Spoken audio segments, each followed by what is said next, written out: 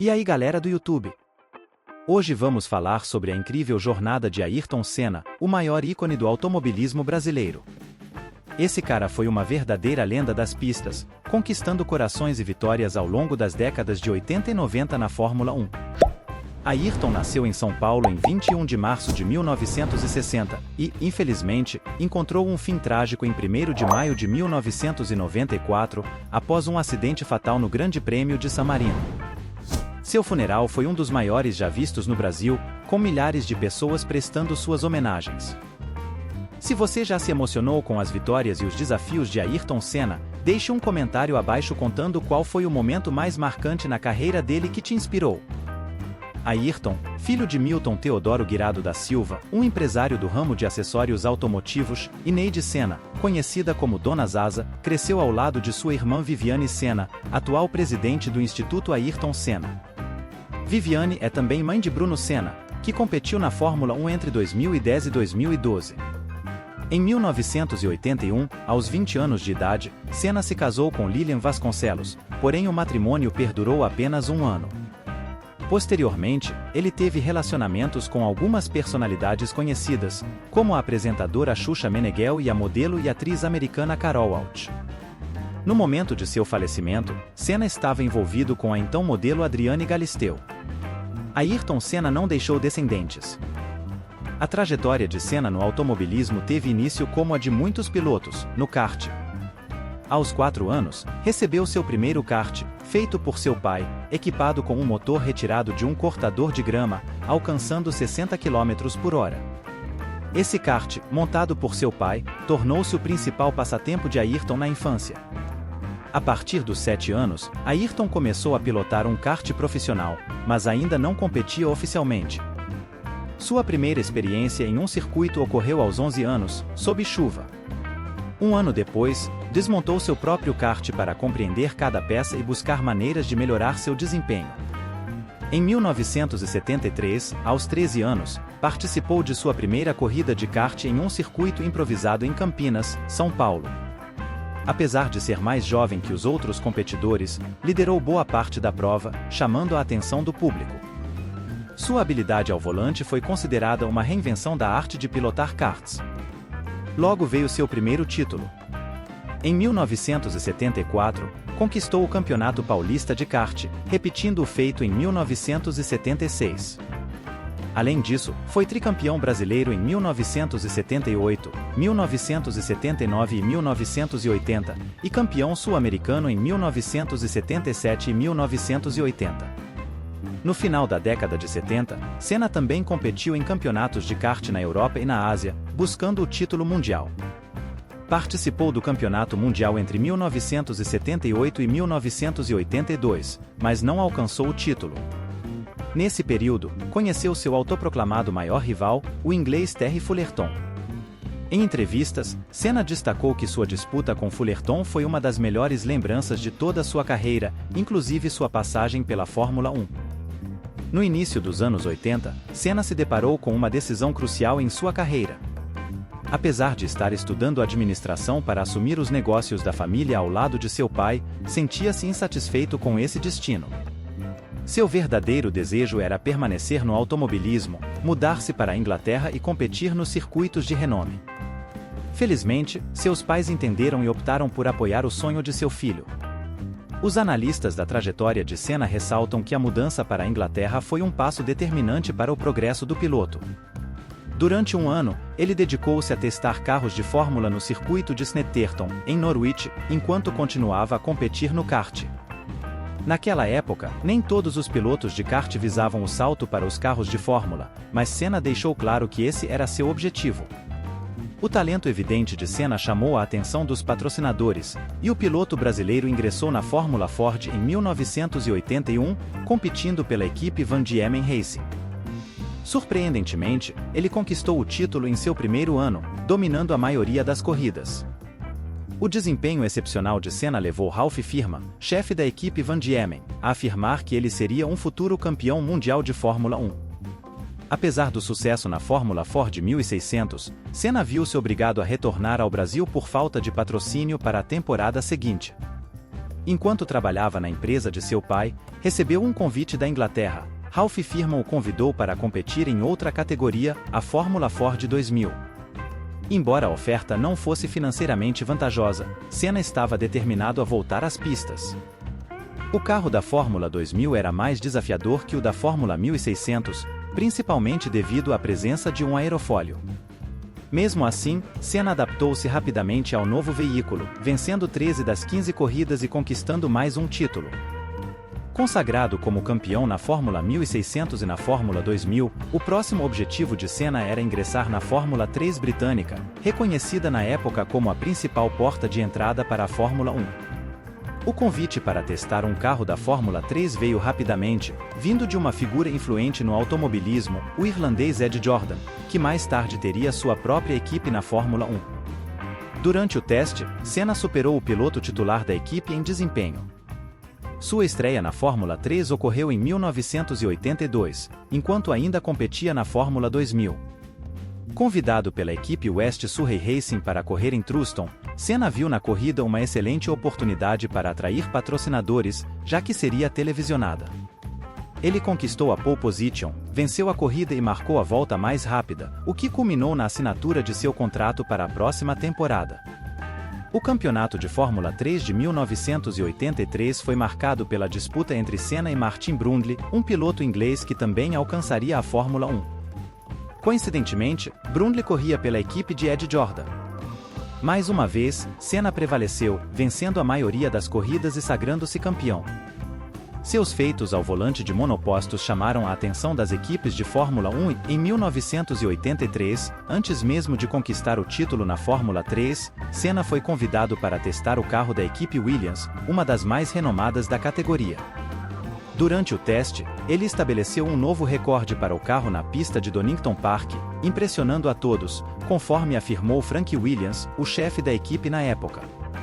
De maneira trágica, Senna perderia a vida enquanto guiava um carro da Williams, 11 anos mais tarde. No mesmo ano de 1983, Senna teve a oportunidade de dar algumas voltas no carro da McLaren, por convite do chefe de equipe Ron Dennis. Essa colaboração marcaria o início de uma das parcerias mais bem-sucedidas na história da Fórmula 1, entre Senna e Ron Dennis. Apesar de ter obtido resultados promissores nos testes realizados pelas equipes Williams e McLaren, as grandes escuderias hesitavam em contratar um jovem piloto como titular, devido aos riscos envolvidos. Senna explorou possibilidades com a Lotus, uma equipe de médio porte na época, mas a única oferta oficial veio da modesta equipe Toleman. Era preferível assinar com a Toleman do que abandonar o automobilismo, afirmou Senna. Ayrton Senna fez sua estreia na Fórmula 1 em 25 de março de 1984, no Grande Prêmio do Brasil, realizado no antigo circuito de Jacarepaguá, no Rio de Janeiro. Ambicionando uma grande performance em seu país natal, Senna, porém, teve de abandonar a corrida na oitava volta devido a uma falha no motor. No entanto, em sua segunda corrida, na África do Sul, ele terminou em sexto lugar, conquistando seu primeiro ponto na F1, o primeiro de um total de 614. Em sua temporada de estreia na categoria máxima do automobilismo, Senna encerrou o campeonato na nona posição, acumulando 13 pontos. Seu destaque foi um segundo lugar no Grande Prêmio de Mônaco. Observadores da Fórmula 1 naquela época afirmam que Senna só não venceu devido à interrupção da corrida devido à forte chuva. Naquela ocasião, Senna demonstrou toda a sua perícia ao pilotar sob chuva e em alta velocidade nas estreitas ruas de Mônaco. Anos mais tarde, ele seria aclamado como o Rei de Mônaco, com 6 vitórias em 10 corridas disputadas nesse circuito. Em seu segundo ano na Fórmula 1, Senna optou por deixar a Toleman e assinar contrato com a Lotus, onde permaneceu por 3 temporadas. Na nova equipe, ele teve a oportunidade de competir nas primeiras posições e disputar vitórias. A primeira vitória de Senna na Fórmula 1 ocorreu em 21 de abril de 1985, no Grande Prêmio de Portugal. Em uma corrida marcada por fortes chuvas, Senna mais uma vez demonstrou sua excepcional habilidade em condições de pista molhada. A prova foi interrompida quando apenas 9 carros permaneciam na pista, com Senna liderando a corrida. Durante seu período na Lotus, Senna conquistou 6 vitórias: Portugal e Bélgica em 1985, Espanha e Estados Unidos em 1986, e Mônaco e Estados Unidos em 1987. Ele alcançou o 4º lugar no campeonato em seus 2 primeiros anos e o 3º lugar no último. Em 1987, outro piloto brasileiro, Nelson Piquet, sagrou-se campeão mundial. Apesar dos feitos na Lotus, Senna sabia que para alcançar o tão almejado título de campeão da Fórmula 1 precisaria ingressar em uma equipe de maior porte.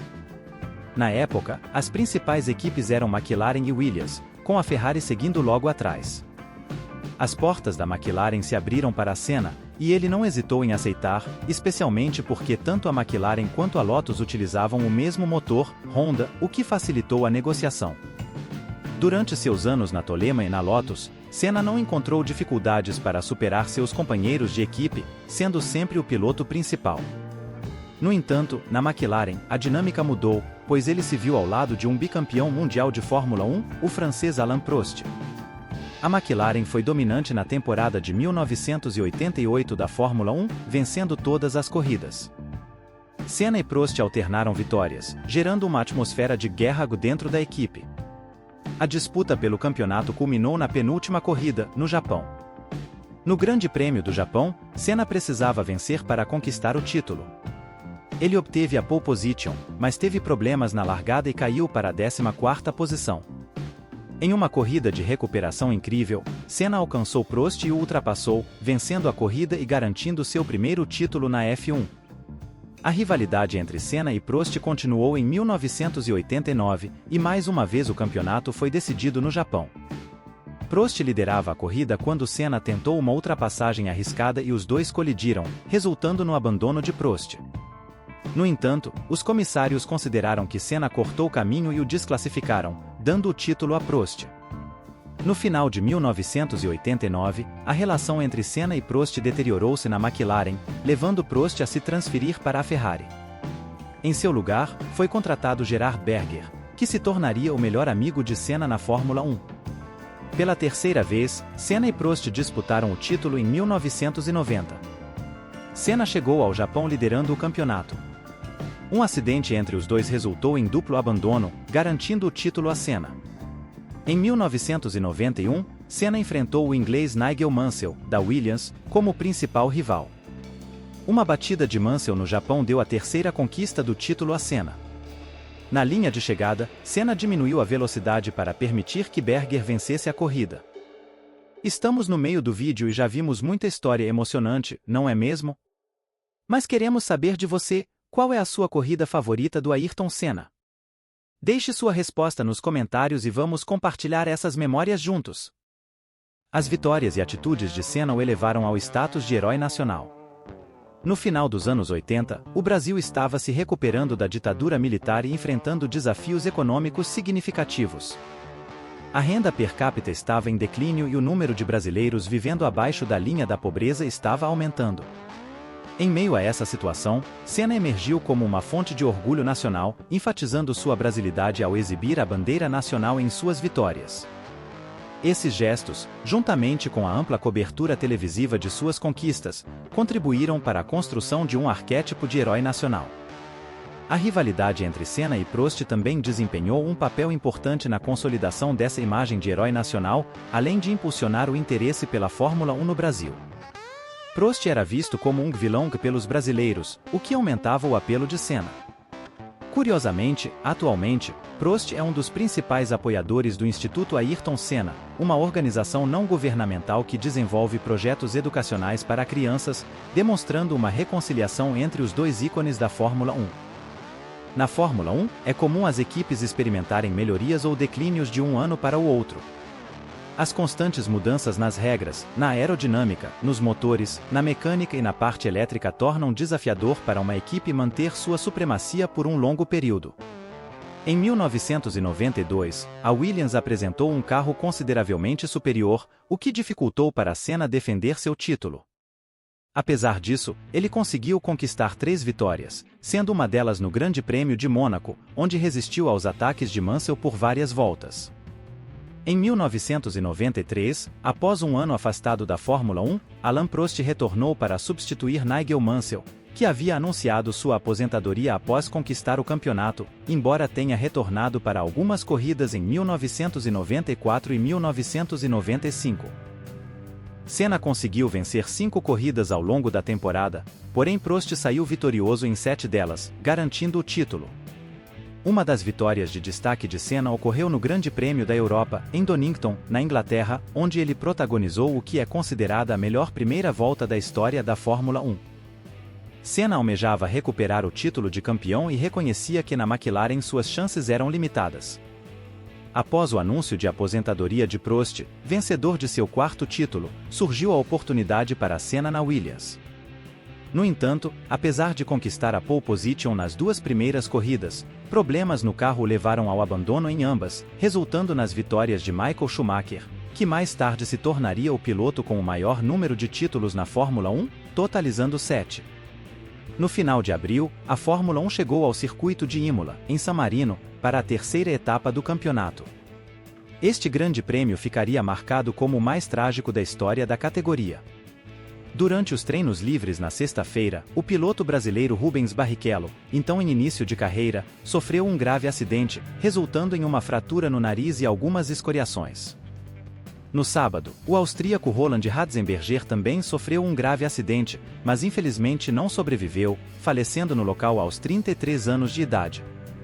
Os acidentes de Barrichello e a trágica morte de Ratzenberger deixaram os demais pilotos apreensivos. Senna reuniu-se com alguns deles para exigir mais medidas de segurança e até cogitou não participar da corrida. No entanto, após negociações entre pilotos e dirigentes, decidiu-se pela continuidade da corrida. Senna sabia que precisava vencer para não perder terreno para Schumacher no campeonato. Com determinação, marcou a pole position e liderou a corrida.